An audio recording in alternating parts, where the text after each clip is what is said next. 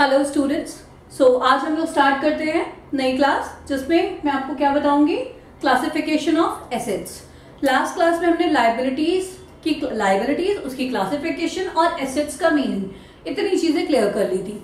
And आज की class में classification of assets. Classification of assets different book में थोड़ा सा डिफरेंट वे में दिए होते हैं। जनरली सिर्फ नाम डिफरेंट होता है, मीनिंग सेम होता है। मैं जो बुक रेफर कर रही हूँ, जो बुक नॉर्मली रेफर की जाती है, दैट इज टी.एस. गरेवाल। मैं उनकी बुक रेफर करके आपको उनके अकॉर्डिंग जो क्लासिफिकेशन उस बुक में है, मैं उस तरह से आपको ये एक्सप्लेन कर रही हूँ। The writer is T S. Grewal. Fine. So अब हम क्लासिफिकेशन पे आते हैं एसेट्स की। कल जो बात की थी हमने कि एसेट्स क्या होता है, बहुत सिंपल सी बात बताई थी कि जो भी चीजें आपके बिजनेस को कैश जनरेट करने में हेल्प करती हैं, आप उनको एसेट्स के तौर पर ट्रीट करते हो।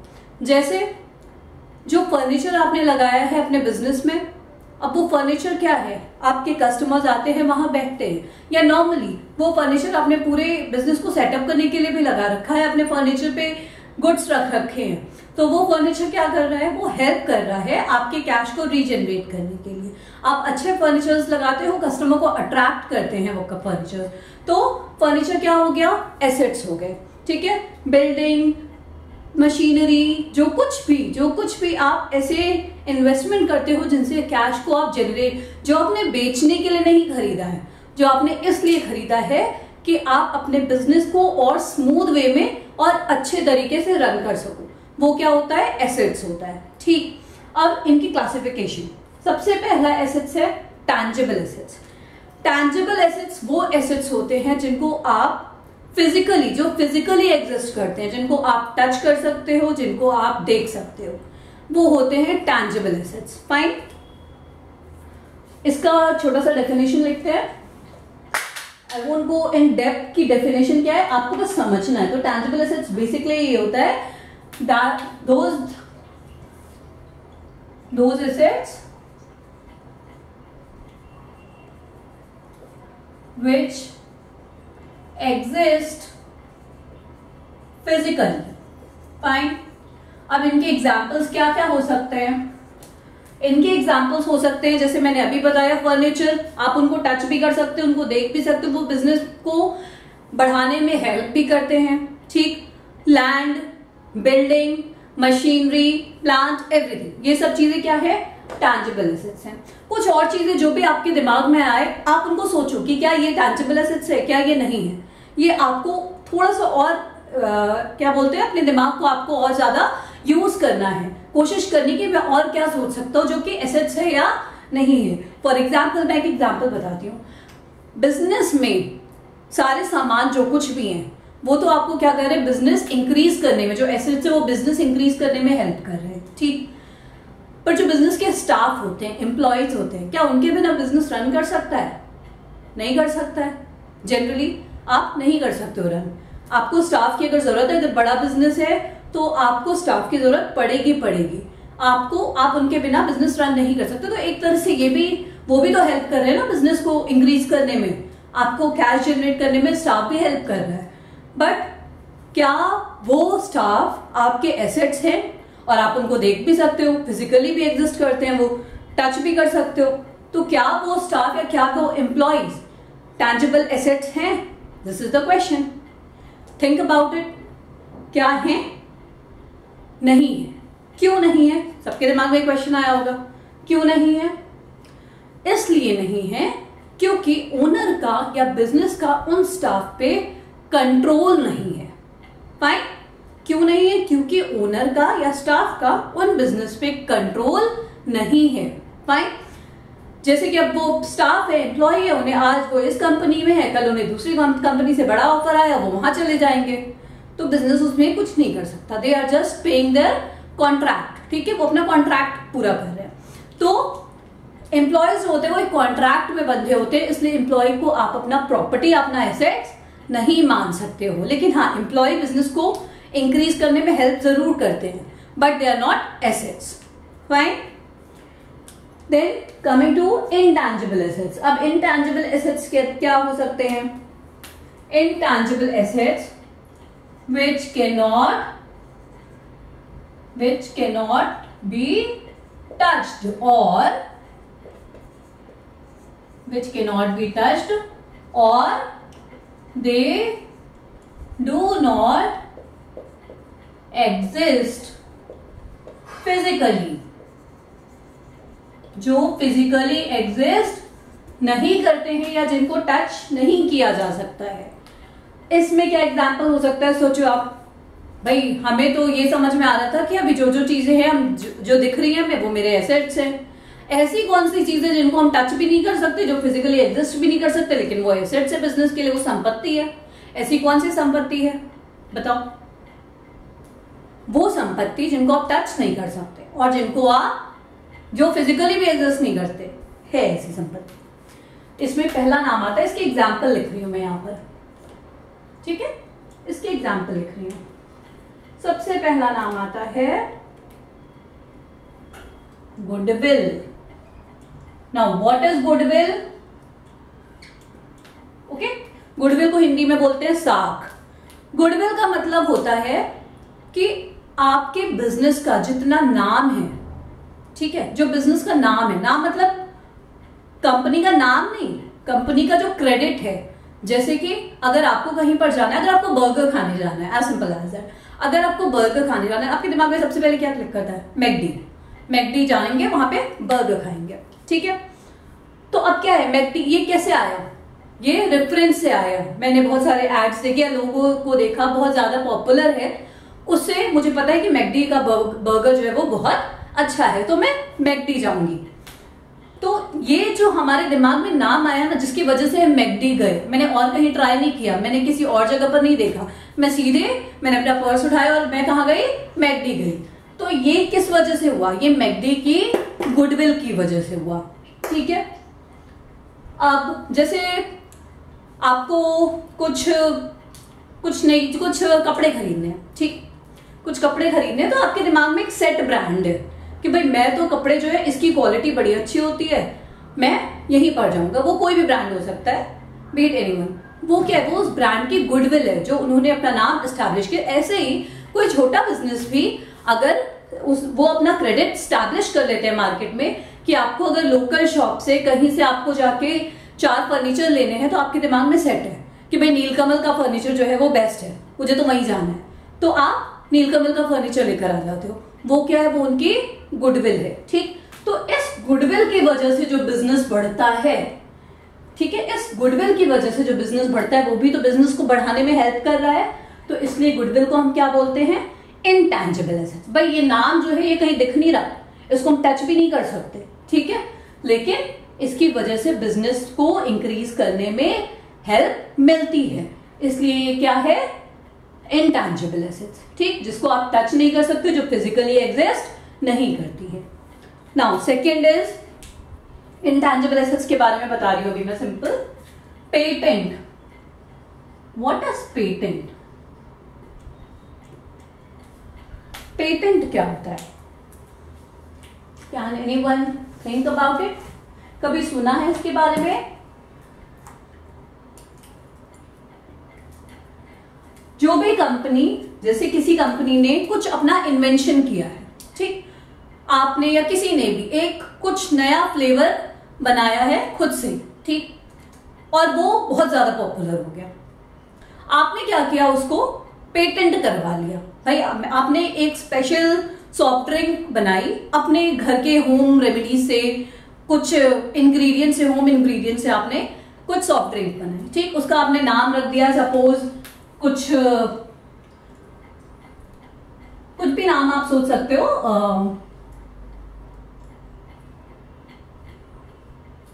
सॉरी, लाइम ड्रिंक, फाइन, मैंने इसका नाम रख दिया लाइम ड्रिंक, ओके। अब ये मैंने बनाया है, मैंने इसमें थोड़ा नींबू डाला है, थोड़ा सोडा डाला है, थोड़ा नमक डाला है, थोड़ा ब्लैक सॉल्ट डाला है, और भी बहुत सारी चीजें डाली है, पर है क्या, मैंने जो जो इसमें डाला है ना, वो मैं किसी के साथ शेयर नहीं करना चाहती हूँ। I don't want to share it with anyone. मैं किसी को ना बताना चाहती हूँ और ना ये चाहती हूँ कि ये जो मैंने बनाया है ये कोई और भी बनाए, ठीक, या फिर अगर कोई और बनाए तो वो पहले मुझसे परमिशन ले, तब जाके वो ये बना सकता है। तो मैंने क्या किया, इस लाइन ड्रिंक को पेटेंट करवा लिया कि भाई अब ये जो लाइन ड्रिंक है ये सेम फ्लेवर कोई और नहीं बना सकता। ओके, तो मैंने इसको पेटेंट करवा लिया और अब इसको कोई और टच नहीं कर सकता। अगर किसी को करना है तो उसे मुझसे परमिशन लेनी पड़ेगी। तो ये क्या हुआ, पेटेंट हो गया। कोका कोला, आप सबको कोका कोला तो सबको मालूम होगा, ऑब्वियस है। तो कोका कोला जो है ना, जो ब्रांड है, कोका कोला के अंदर जो भी चीजें पड़ती हैं, हमें जनरली क्या लगता है, Coca Cola, Thums Up, Pepsi, हमें ऐसा लगता है कि इनका जो टेस्ट है वो सेम है। बट कोका कोला के अंदर जो इंग्रेडिएंट्स पड़ते हैं वो पेटेंटेड है, वो कोई और फॉलो नहीं कर सकता, वो पेटेंट है। ठीक, वो किसी और कोई और उसको यूज नहीं कर सकता, उसमें जो भी इंग्रेडिएंट्स पड़ते हैं। तो उनके इंग्रेडिएंट्स भी पेटेंटेड है। कोका कोला के जो जिंगल्स, एड्स बनते हैं, वो सब पे कॉपीराइट होता है। जो उनके बॉटल्स पे जो आप पिक्चर्स देखते हो, जो ग्राफिक्स बने होते हैं, वो सब पे कॉपीराइट है। कोई और उसको अपने नाम के का यूज करके कोई और उस ग्राफिक्स को या उस जिंगल को यूज नहीं कर सकता। याद है कोई ऐड कोका कोला का? मुझे एक ऐड याद है, इसमें आमिर खान ने ऐड किया था, ठंडा मतलब कोका कोला, यारा दा टश हम देख लो। सो ये सब जिंगल्स थे, ये उनके एड डिपार्टमेंट ने डिजाइन किया था। उस एड को अगर कोई और चाहे कि हम यूज कर ले तो ऐसा नहीं हो सकता। वो क्या है, वो उन्होंने वो जिंगल्स, वो एड, वो तो कॉपीराइट है उनका। ठीक, और ये जो उन्होंने प्रोडक्ट बना रखा है, इस पे उन्होंने पेटेंट ले रखा है कि ये प्रोडक्ट मेरा है, ये कोई और शेयर नहीं करेगा। ठीक, तो ये हो गया आपका पेटेंट का। अब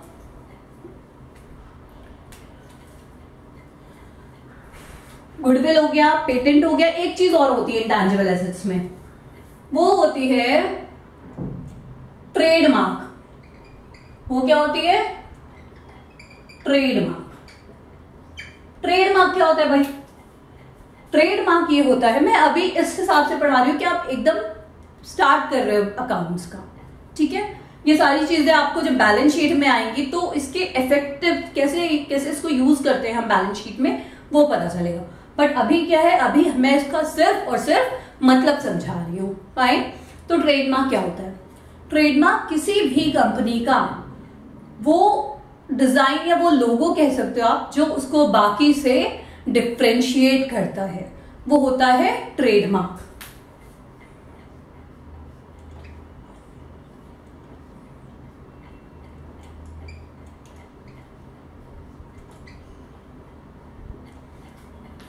अब ये अगर आप देखोगे तो क्या आपको लगेगा कि किसी लोकल शॉप का है, ये किसी लोकल शॉप का नाम रख दिया गया है?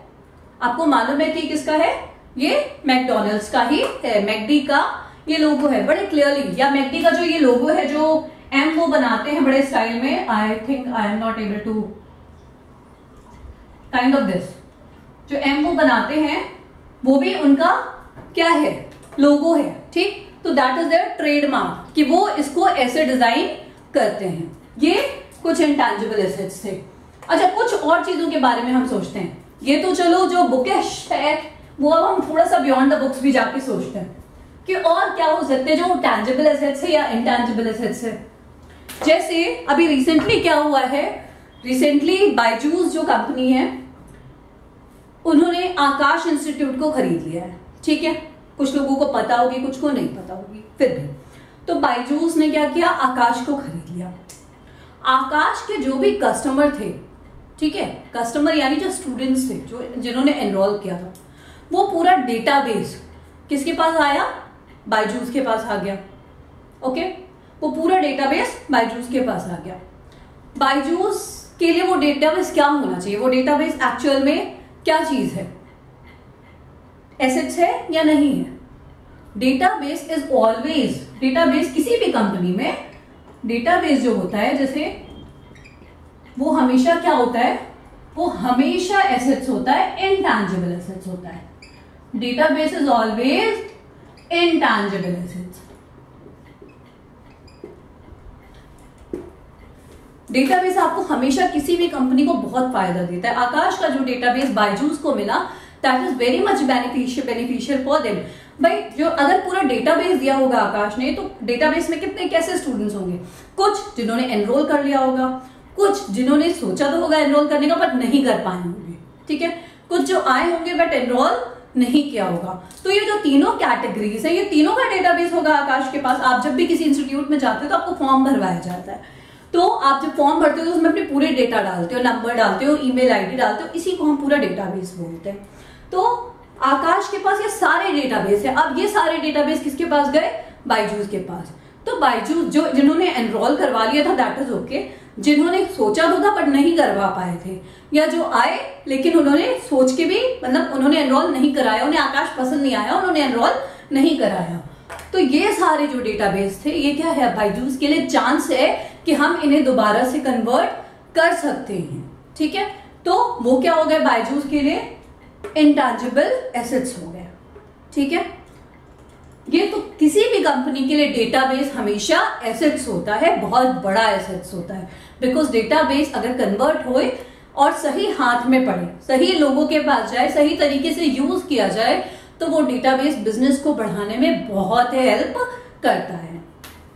ओके, तो ये हो गया। और भी कुछ आप सोचते रहना कि क्या चीजें जो भी आपके दिमाग में आए, यू शुड थिंक कि क्या ये इंटैंजिबल एसेट्स है, क्या ये टैंजिबल एसेट्स है, क्या ये एसेट्स है। शेयर्स के बारे में आप सोचते रहते हो, सुनते रहते हो कि कंपनी ने शेयर खरीद ली, ये खरीद लिया।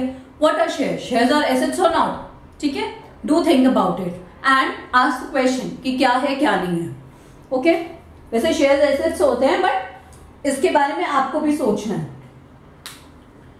अब हम आते हैं फिक्स्ड एसेट्स पे। अब हम किस पे आते हैं? Fixed assets. This one, fixed assets क्या होते हैं?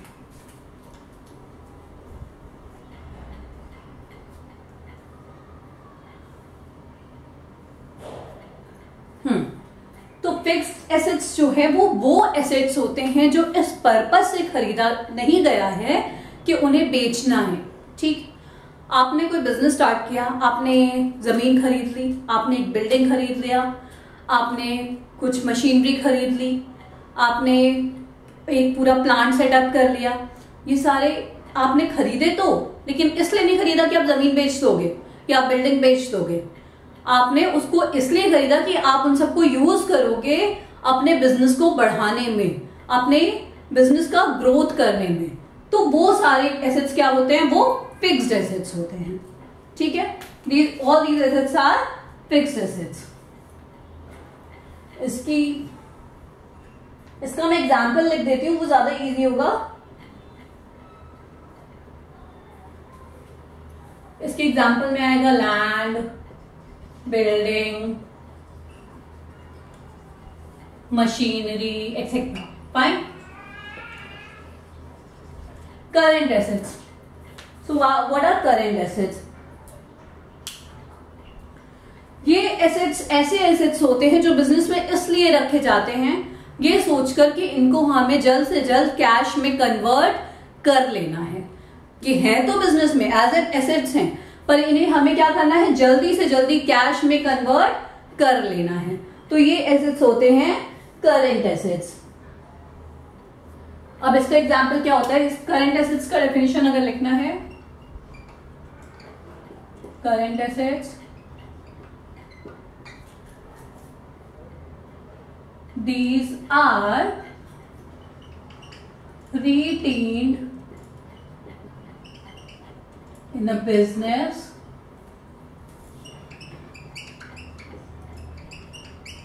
with the purpose of converting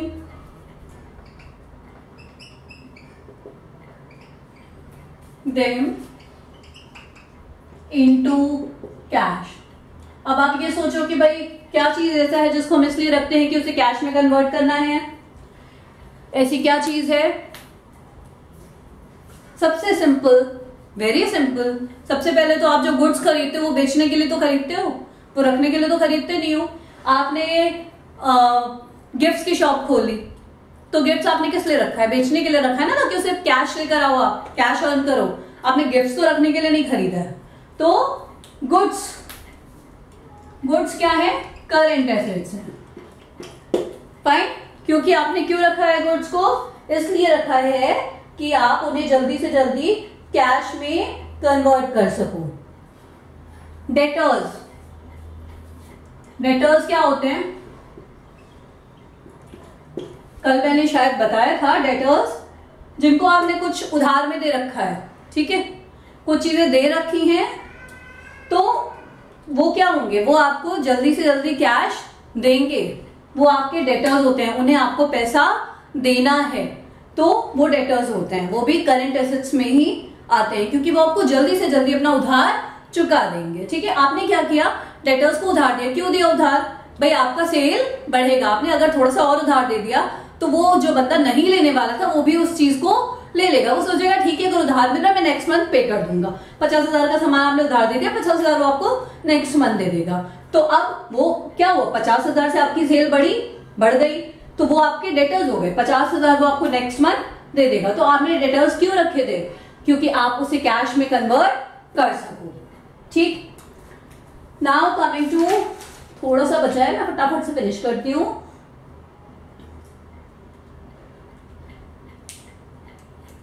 liquid assets वो होते हैं जिनको हम बिल्कुल तुरंत कैश में कन्वर्ट कर सकते हैं, या फिर कैश को ही हम बेसिकली लिक्विड एसेट्स बोलते हैं, जिनका फ्लो बना रहता है। ठीक है, या फिर बिल्स रिसीवेबल जो मैंने कल भी बताया था। तो कैश और बिल्स रिसीवेबल ये दोनों लिक्विड एसेट्स होते हैं जो तुरंत हम कैश में कन्वर्ट कर सकते हैं। And then coming to fictitious assets. Fictitious assets, इसकी बात के लिए ये बड़ा कॉम्प्लेक्स सा टर्म है फिक्टिशियस एसेट्स। तो फिक्टिशियस एसेट्स जो होते हैं इनको अकाउंट्स के टर्म में फेक एसेट्स भी बोलते हैं। एक्चुअल में क्या होते हैं, ये एसेट्स नहीं होते हैं, लेकिन इनका नाम रख दिया है। बेसिकली आप इसको ऐसे समझ सकते हो फिक्टिशियस एसेट्स को, कि किसी कंपनी ने क्या किया कि बहुत ह्यूज अमाउंट एडवर्टाइजमेंट में खर्चा कर दिया। ठीक, अब उस कंपनी ने क्या किया, एडवर्टाइजमेंट के लिए कम से कम लाख रुपए लगा दिए 5 years के लिए। ठीक, तो ये लाख रुपए अगर 5 years के लिए देखो आप, तो हर साल क्या है 20,000 जाएगा। इसका मतलब क्या है कि कंपनी ने एक बार में लाख रुपए लगा दिए, हर साल वो 20-20 हजार जाएगा। तो इसका जो रिटर्न आएगा ना, वो एक बार में नहीं आ जाएगा, वो क्या है, वो 5 साल तक धीरे धीरे करके आएगा। तो इसको कंपनीज जो है अपने यहाँ फिक्टिशियस एसेट्स मान के यूज करती हैं। मतलब ये इन्होंने लगा तो एक बार में दिया, लेकिन उसका रिटर्न धीरे धीरे करके 5 साल में आएगा। तो इसको हम फिक्टिशियस एसेट्स बोलते हैं, जनरली फेक एसेट्स भी बोलते हैं। ठीक है, इनकी बैलेंस शीट में कैसे हम इसको बनाएंगे वो सब हम बाद में जब बैलेंस शीट बनाएंगे तब समझेंगे। ठीक है, thank you for the class, thank you so much.